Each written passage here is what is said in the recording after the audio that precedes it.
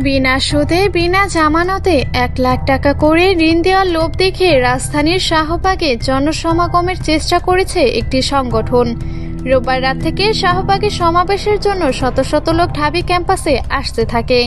এ সময় তারা তাদের যানবাহন ক্যাম্পাসে রেখে অবস্থান করতে থাকে। পরে সকালে ক্যাম্পাস থেকে তাদের সরিয়ে দেন বিশ্ববিদ্যালয়ের প্রক্টোরিয়াল বডি, মোবাইল টিম, শিক্ষার্থী ও আইন শৃঙ্খলা রক্ষাকারী বাহিনীর সদস্যরা। এ সময় তাদের কাছে কিছু প্রচারপত্র পাওয়া যায়।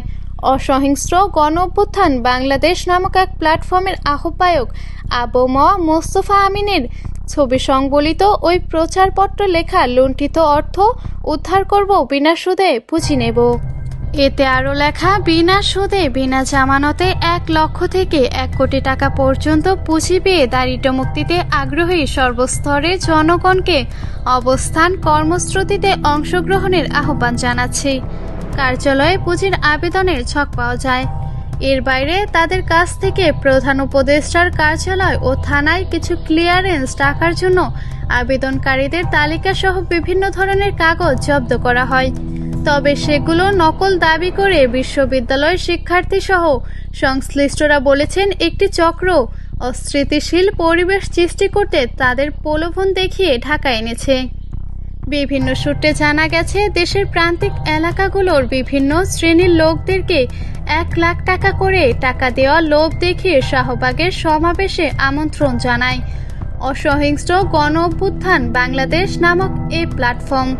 ক্যাম্পাসে আসা এসব বহিরাগতদের বিতাড়িত করে ঢাবির শিক্ষার্থী আসিফ রহমান বলেন, আমরা কয়েক মিনিটের মধ্যেই ট্রেসির বহিরাগত মুক্ত করেছি এবং বাস সহ যানবাহনগুলো প্যাকেট করে পাঠিয়ে দিয়েছি। আর আপাতত কয়েকজন হত্যাকে আটক করেছে পুলিশ।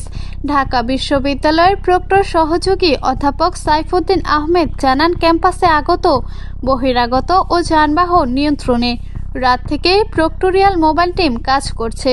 ভোর রাত থেকে তাদের সহকারী প্রক্টররা কাজ করেছিলেন। সকালে তিনি পুলিশের আইজিকেও জানিয়েছিলেন তাদের ওপর একটা টিম ক্যাম্পাসে কাজ করছে। সকলের সহযোগিতায় প্রক্টোরিয়াল মোবাইল টিম বহিরাগতদের বিতাড়িত করেছে।